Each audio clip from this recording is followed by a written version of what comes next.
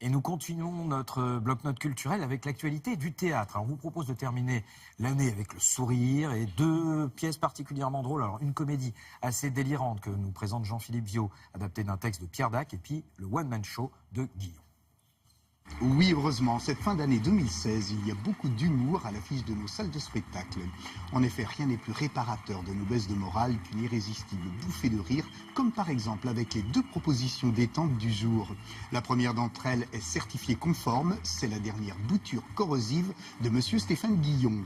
Avant d'aller porter sa bonne parole en région, eh bien c'est sur la scène du théâtre de Jazet à Paris qu'il prêche tous les soirs. Hervé, c'est quoi le profil des personnes qui prennent le roster avec toi? Homme d'affaires, vedette, producteur, capitaine d'industrie. C'est un petit peu le train de banlieue du showbiz? Le RER du 440? Je me suis amusé à marquer, à écrire certifié conforme par les Républicains, le PS, la SPA, la LICRA, la Ligue des droits de l'homme, Brigitte Bardot, etc. Comme si on pouvait imaginer un spectacle qui plaise à tout le monde. Alors, Marine, on aime les phares aux pommes et les hortensias? Mais c'est génial! Hier, j'avais que des plaques impaires dans la salle et c'était... Il n'y a pas que de la politique. Et en même temps, je dirais que tout est politique. La famille, c'est politique. Il y a un sketch sur la fin de vie, les rapports ados-parents, le mariage gay, la pollution, par exemple, qu'on subit actuellement, c'est politique. Mais moi, je suis pas pour le blasphème. Le blasphème pour le blasphème, c'est pas mon truc. Mais même le petit prince, il savait ça. Quand il croise Saint-Exupéry en plein Sahara, il lui dit pas « dessine-moi Mahomet ». Il préfère un mouton, il est pas con. Comme ça bouge tout le temps, c'est-à-dire comme les hommes politiques en ce moment nous lâchent les uns après les autres, ça me force sans arrêt à retravailler et à adapter mon spectacle. Et c'est du Guillon. Pour les gens qui m'aiment, ils seront pas déçus. Et pour ceux qui m'aiment pas non plus. Nous, chez les Guillons, on est dans la norme. Hyper classique. Famille recomposée, 7 enfants. Pas de siège bébé, ils s'assoient les uns sur les autres. 1 million de personnes dans la rue pour un problème électrique. Mâle, femelle. Il pète un plomb. Vous, demain, ça vous fait un truc à raconter? T'as vu le spectacle de Guillon? Oui, c'est fait. Avec ce qui suit, ne voyez aucun rapport avec Stéphane Guillon, si ce n'est la malice et l'ironie permanente suscitée par ses auteurs. Plus de 40 ans après sa mort, Pierre Dac et ses loufoqueries légendaires revivent sur les planches du théâtre d'Edgar grâce à Jacques Pessis. Patrick Préjean et Jérémy Prévost y jouent le schmilblick dans une mise en scène de Luc Hamet. Croyez-moi, c'est délicieusement absurde et surtout délirant. Excusez-moi, monsieur, mais j'ai l'impression de vous avoir déjà rencontré quelque part. C'est possible, j'y vais souvent.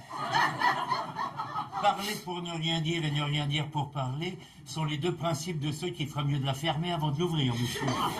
C'est la quête d'un personnage, Gédéon Burnemauve, le mien, qui est paumé, qui est en train de rater sa vie, et GKW, le trublion, puisque l'heure est grave.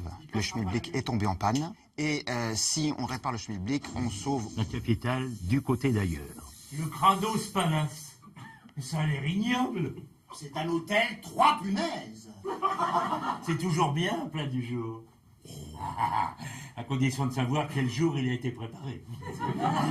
L'intention était de rendre hommage à ce grand humoriste qui était Pierre Dac. Ça va être une aventure, une vraie histoire, prétexte aussi évidemment à l'absurde, le loufoque et l'aventure des deux personnages. On dit qu'il serait savoyard par sa mère et auvergnat par un ami de son père. Pochette surprise, quoi. C'est Pierre Dac qui a inventé le schmilblick. Oui, le schmilblick de Coluche, c'était le sketch de Coluche qu'il avait joué après que Guy Lux ait acheté les droits pour sa fameuse émission. Je suis allé voir un conseiller conjugal. Qu'est-ce qu'il vous a dit? Démerdez-vous. Payez-vous vos impôts sur le revenu? Non, j'attends qu'il reparte. Autant vous dire tout de suite qu'avec ces deux représentations pas vraiment tristes d'ailleurs, la contraction de nos zygomatiques est plutôt mise à l'épreuve. Avec le schmilblick, les fantaisies et loufoqueries irrationnelles de Pierre Dac sont au top. C'est un régal. Quant à certifié conforme de Guillon, eh bien on assiste là à un florilège de bonheur insolent qui résonne comme un écho salvateur en cette fin décembre. Ça fait du bien. Profitez donc un maximum de tous ces purs moments de détente.